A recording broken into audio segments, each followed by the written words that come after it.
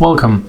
If you want to check the number of apps that you opened during the whole day on your ASUS ROG phone free, you have to go for the settings, then we have to move on the apps and notifications, then tap on the screen time and switch the screen time to the times opened. And when you go right here below, you can see how many times you open a very app.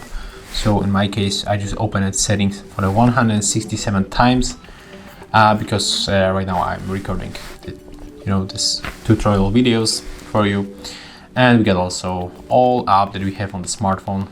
So yeah, that's how we can check it. Thank you guys for watching. Leave thumbs ups, comments and subscribe to our channel. See ya.